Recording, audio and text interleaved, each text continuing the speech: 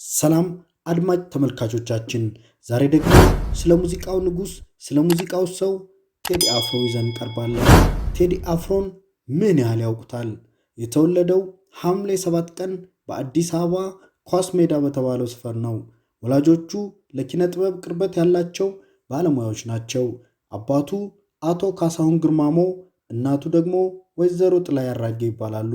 አቶ ካሳሁን ግርማሞ ታዋቂ ጋዜጠኛ፣ የዘፈን ግጥም ደራሲና የመድረክ መሪ የነበሩ ናቸው። ሙዚቃ ህይወቴ የተሰኘው ዘፈኑ መታሰቢያ አድርጎ ሰርቶላቸዋል። እናቱ ወይዘሮ ጥላዬ ደግሞ ፕሮፌሽናል ዳንሰኛ ናቸው። በሙሉ ስሙ ቴዎድሮስ ካሳሁን ግርማሞ ተብሎ ቢጠራም የሚታወቀው ቴዲ አፍሮ በተሰኘው የመድረክ ስሙ ነው። ይህን ስያሜ ከአፍሮ ሳውንድ የሙዚቃ ባንድ ጋር በነበረው ተሞክሮ አግኝቶታል። በሙዚቃ ሙያው ከ15 ዓመታት በላይ ልምድ አለው። ከድምፃዊነቱ በተጨማሪ የዘፈንና ግጥም፣ የዜማ ደራሲ፣ ገጣሚ፣ ታሪክ አዋቂ፣ በጎ አድራጊና የሰብአዊ መብት ተሟጋችም ነው። ወደ ሙዚቃ የገባው 12ኛ ክፍል ትምህርቱ እንዳጠናቀቀ ሲሆን በልጅነቱ የሕክምና ዶክተር የመሆን ፍላጎት ነበረው። ከሙዚቃ መሳሪያዎቹም ኪቦርድ ከመጫወቱም በላይ የተለያዩ አኩስቲክ የሙዚቃ መሳሪያዎችን በመጫወት በመድረክ ላይ ባንዶቹን አጅቦ የመስራት ልዩ ተሰጥኦ አለው። በአልበሞቹ ከፍተኛ ሽያጭ በማስመዝገብ በመላው ዓለም በርካታ ኮንሰርቶችን በመስራት በሀገር ውስጥ በሚሰራቸው ኮንሰርቶች ከፍተኛ ታዳሚ በማግኘት እንዲሁም በሙዚቃ ኢንዱስትሪው ከፍተኛ ተከፋይ በመሆን ግንባር ቀደም ተጠቃሽ ነው። ትልቅ ዓለም አቀፍ ሚዲያዎች የአፍሪካ አረጌ ንጉስ እያሉ ያሞካሹታል። በእንግሊዙ ቢቢሲው፣ በቻይናው ሲሲቲቪ፣ በአሜሪካው ዋሽንግተን ፖስት በሙዚቃ ስኬቱ ላይ ሰፋ ያሉ ዘገባዎች ተሰርተውለታል። በአፍሪካ በተለይ በምስራቅ አፍሪካ ተጽዕኖ ፈጣሪነቱና በሬጌ ሙዚቃ ስልት ምርጥ ስራዎቹ ካሏቸው ሙዚቀኞች ተርታ ይሰለፋል። ከፊልም ባለሙያ ጸሐፊና ተዋናይት አመለሰት ሙጬ ጋር ትዳር ከመሰረተ 6 ዓመት ተቆጥሮታል። ከዚህም ትዳራቸው 2 ልጆች አፍርተዋል። ከትዳር አጋሩ አመለሰት ሙጬ ለመጀመሪያ ጊዜ የተዋወቁት የሜካፕ አርቲስት ሆና በሰራችበት አጋጣሚ ሲሆን ከጋብቻው በፊት ያሰረላት የቃል ኪዳን ቀለበት 750 ሺህ ብር እንደሚያወጣ ተወስኗል። አመለሰት በወይዘሪት ኢትዮጵያ የቁንጅና ውድድር አሸናፊ የነበረች ሲሆን በአዲስ አድማስ ጋዜጣ ላይ የኮሌጅ በመጻፍም ወጎችን በመጻፍ ትታወቃለች። ይፈለጋልና በሌሎች የአማርኛ ፊልሞች ላይ በመተወን ልምድ ያላትም ስትሆን ስለ ፍቅር የተባለ አስቂኝ የፍቅር ፊልም በመድረስና ፕሮዲውስ ያደረገችም ናት። በኒውዮርክ የፊልም አካዳሚ የተማረችው አመለሰት በአካባቢ ጥበቃ ላይ ያተኮረ ጥናታዊ ፊልም የሰራች ሲሆን በቀድሞ ፕሬዝዳንት ግርማ ወልደ ጊዮርጊስ ሕይወት ላይ ያጠነጠነ ዶክመንታሪ ፊልም እየሰራች መሆኑን በአንድ ወቅት ሲገለጽ ነበር። በሙዚቃ ስራዎቹ በተለይ በሰብአዊነት በአንድነትና በፍቅር ዙሪያ አተኩሮ በመስራትም ልዩ ከበሬታን ያተረፈ ሲሆን ለሚሰራቸው ዘፈኖች በሚጽፋቸው ድርሰቶች ከፍተኛ ምርምርና ጥናት እንደሚያደርግ ተወስቶለታል። በእያንዳንዱ የሙዚቃ አልበሙ ታሪክ ቀመስና ለታላላቅ ሰዎች መታሰቢያነቱ በሆኑ የሙዚቃ ስራዎችም የሰራ ነው። ለአፄ ኃይለ ሥላሴ፣ ለጀማይካዊ ሮጌ ኮከብ ቦብ ማርሌ፣ ለታዋቂዎቹ አትሌቶች ኃይለ ገብረስላሴና ቀነኒሳ በቀለ፣ ለአፄ ምኒልክ ይጠቀሳሉ። ፍቅር ያሸንፋል በሚለው መርሁ ይታወቃል። ከሙዚቃ ባሻገር የግጥም መጽሐፍት ለህትመት ማብቃት ችሏል። የሎሬት ጸጋዬ ገብረ መድኅንን የልብ አድናቂ ሲሆን የሥነ ጽሑፍ ችሎታውን አስተሳሰቤን የቀየሩ ናቸው በማለት በአንድ ወቅት ምስክርነቱን ሰጥቷል። ጥቁር ሰው በሚለው አልበሙ ይህን አድናቆት በሚያረጋግጥ መንገድ በባለግኔው የግጥም ንባብ በመታጀብ ምርጥ ሙዚቃ እንደሰራ ይታወቃል። በአጠቃላይ 7 አልበሞችን በካሴት፣ በሲዲ፣ በዲቪዲ እና በቪሲዲ በመስራት ለገበያ አቅርቧል። በአልበሞቹ አሳታሚነት አብረው ከሰሩ አሳታሚዎች ናሆም ሪከርድስ ዋናው ተጠቃሽ ቢሆንም ከኢቫንጋዲ ፕሮዳክሽን እና ከአዲካ ሪከርድስ ጋርም ያሳተማቸው አልበሞች አሉት። የመጀመሪያዎቹ አልበሙ አቦጊዳ በሚል ርዕስ በ1993 ዓ.ም በናሆም ሪከርድስ የታተመው ነበር። ሁለተኛው የአልበም ስራው ደግሞ በ1996 ዓ.ም ላይ በኢቫንጋዲ ፕሮዳክሽን ለገበያ የበቃው ታሪክ ተሰራ ነው። ታሪክ ተሰራ በኢትዮጵያ የ10,000 ሜትር አትሌቶች የቡድን ስራ በመማረክ በአንድ ሌሊት ተሰርቶ በማግስቱ በኤፍኤም ሬዲዮ በመልቀቅ ከፍተኛ አድናቆት ያተረፈ ነጠላ ዜማ በመሆኑ ይታወቃል። በ1997 ዓ.ም ላይ ሶስተኛው አልበም ያስተሰርያል በሚል ርዕስ በናሆም ሪከርድስ ለመታተም በቅቷል። ይህ አልበም በጥቂት ወራት ሁለቴ ለመታተም የበቃ ሲሆን ከሚሊዮን ቅጂዎች በላይ ተሰራጭቶ ክብረ ወሰን እንዳስመዘገበም ይገለጻል።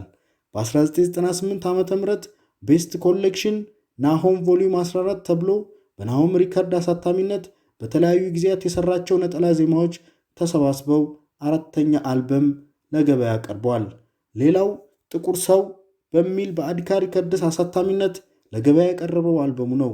ጥቁር ሰው የሚለው አልበሙን ለአሳታሚው አዲካ ሪከርድስ በ4.6 ሚሊዮን ብር መሸጡ በኢትዮጵያ የሙዚቃ ኢንዱስትሪ ሪከርድ ሲሆን ይህ አልበም በመጀመሪያ እትም በቴፕ ካሴት 300,000 እንዲሁም በሲዲ 500,000 ቅጂዎች በመሸጡና ከ15 ሚሊዮን ብር በላይ ገቢ ማስገኘቱ በሙዚቃ ኢንዱስትሪው ክብረ ወሰኖችን ሆነው የሚመዘገቡ ናቸው። ጥቁር ሰው ለተባለው ዘፈኑ የሙዚቃ ቪዲዮ ከ500,000 ብር በላይ ወጪ በማድረግ ባለ ሪከርድ ነው። ጥቁር ሰው ያለው የመጨረሻ አልበም ካወጣ 4 ዓመት ሲሆነው ይህ አልበም ለማስመረቅ በጊዮን ሆቴል ቀርቦ የነበረው ኮንሰርት በቅርቡ በአምባሰል አሳታሚነት ለገበያ እንደቀረበ ይታወሳል። ባለፈው ዓመትም የቢልቦርድ ሰንጠረዥ በአንደኝነት የተቆጣጠረው ኢትዮጵያዊ የተሰኘ አልበም አውጥቶ ተወዶለታል። ገበያውም ደርቷል። በተለያዩ ጊዜያት በሚወጡ ነጠላ ዜማዎች ስኬቱ ይታወቃል። ነጠላ ዜማ ሲያወጣ አገር ይንቀጠቀጣል፣ አገር ይቀብጣል፣ አቧራ ይነሳል። ይህ ደግሞ በኢንዱስትሪው በምርጥ ብቃት እንዳለው የሚያረጋግጥ ነው። እንደ ማስረጃ በተለያዩ ጊዜያት የተለቀቁ ነጠላ ዜማዎችን መጥቀስ ይቻላል። አቦጊዳ ከሚለው አልበም አቦጊዳ፣ ልጅነት አላት፣ ለማለማሽ እና ሞናሊዛ። ያስተሰርያል ከሚባለው አልበም ያስተሰርያል፣ በልስጠኝ፣ ላምባዲና፣ አላም የሚታወሱ ናቸው። መንታ ወድጄ፣ ያረጋል፣ ላሜቦራና ስደት የተባሉ ሌሎች 4 ነጠላ ዜማዎች ከፍተኛ ተደማጭነት በማግኘት የተሳካላቸው ሲሆኑ የመጨረሻው አልበሙ ጥቁር ሰው ከመውጣቱ በፊት ደግሞ ሰላም፣ ፊዮሪና፣ ልረሳሽ አልቻልኩም፣ አባይ፣ ውዴ፣ አይደነግጥም ልቤና ትዝታ ይጠቀሳሉ። ከ5 በላይ ነጠላ ዜማዎች በአንድ ዘፋኝ እንዲህ በዝተው በአንድ ሰሞን ሲሰራጩ የተለመደ ስላልነበር እነዚህ ነጠላ ዜማዎች ለመጀመሪያ ጊዜ በተሰሙበት ወቅት ከፍተኛ ደረጃ ያነጋገሩ ነበሩ። 70 ደረጃ ኮርኩማ አፍሪካ ደግሞ እጅግ በጣም የተሳካላቸው ነጠላ ዜማዎች እንደሆኑ ይታወቃል። በመኪና ሰው ገጭቶ በመግደል ክስ ፍርድ ቤት ቀርቦ ጥፋተኛ ሆኖ በመገኘቱ የ6 ዓመት እስራትና የ18,000 ብር ቅጣት ተላልፎበት ነበር። ይግባኝ ተጠይቆ እስሩ ወደ 2 ዓመት ወርዶለታል። በወንጀሉ ተጠርጥሮ በቁጥጥር ስር ከዋለበት ጊዜ አንስቶ በፍርድ ቤት ውስጥ ውሳኔ እስር ቤት እስከገባበት ድረስ 482 ቀናት ካሳለፈ በኋላ በአመክሮ ሊፈታ ችሏል። በማህበራዊ ሚዲያዎች ከኢትዮጵያ ዝነኛ ሙዚቀኞች የሚስተካከለው የለም። በፌስቡክ ከ1 ሚሊዮን በላይ ወዳጆች አሉት። በትዊተር ገጹ ከ3,000 በላይ ተከታዮችን አፍርቷል። በዩቲዩብ የተጫኑ ከ145,000 በላይ ሙዚቃዎች፣ ቪዲዮዎች እና ተያያዥ መረጃዎች አሉት። አንዳንድ የዩቲዩብ ቪዲዮዎች ከሚሊዮኖች በላይ ተመልካች ያገኙ ሲሆን ብዙዎቹ የሙዚቃ ቪዲዮዎች፣ የኮንሰርት ትዕይንቶች፣ ቃለ ምልልሶች እና ሌሎች ጉዳዮች በዩቲዩብ አማካኝነት ከ10,000 እስከ 100,000 ተመልካቾች ይጎበኛቸዋል። በአድናቂዎቹ አማካኝነት በስሙ በስራዎቹና በሌሎቹ የሚሰጡት ልዩ ልዩ ማዕረጎች የተከፈቱ በርካታ የፌስቡክ ገጾች ይገኛሉ። በ1991 ዓ.ም ከያሬድ ሙዚቃ ትምህርት ቤት ከወጡ ሙዚቀኞች ጋር ላስታስ ባንድ አብሮ መስርቷል። ባንዱም በበላይነት በመቆጣጠርና በመምራት ትልቅ ድርሻና ኃላፊነት ነበረው። ከላስታ በኋላ አቦጊዳ ባንድ ማናጀሩ ከነበረው ታዋቂው አዲስ ገሰሰ በታዋቂው ዳሎል ባንድ ከሰሩት ሙዚቀኞች በመቀናጀት ሊመሰርት ችሏል።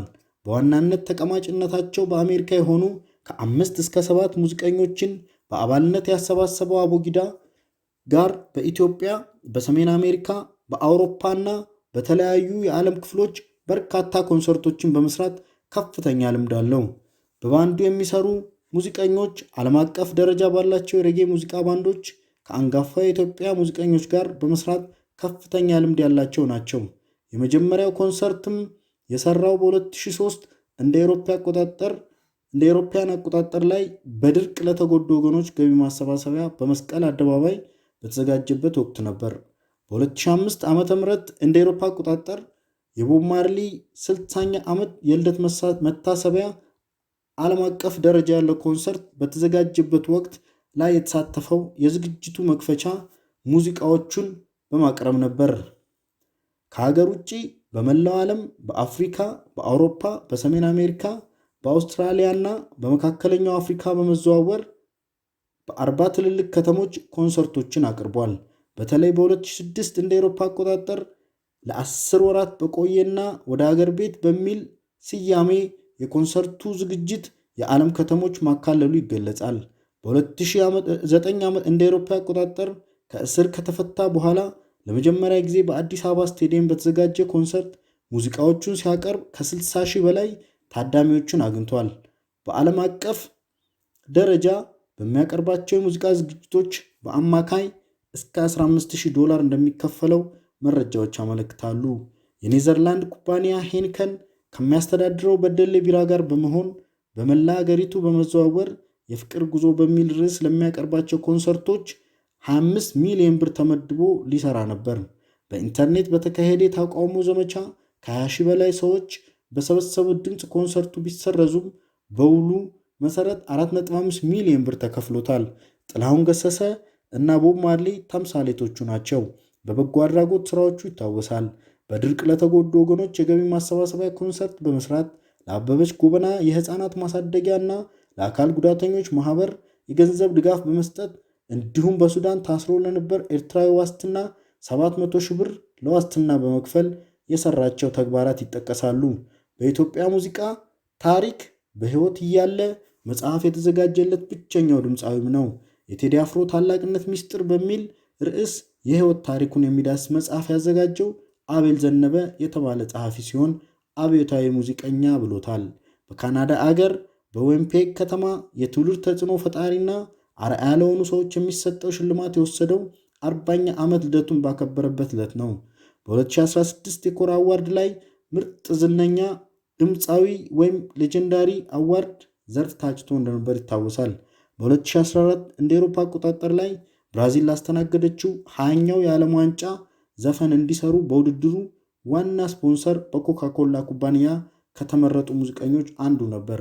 ኢትዮጵያን ብቻ ሳይሆን አፍሪካንም በወከለ የሙዚቃ ስራው ተደንቋል። መልካም ጊዜ አድማጮቻችን።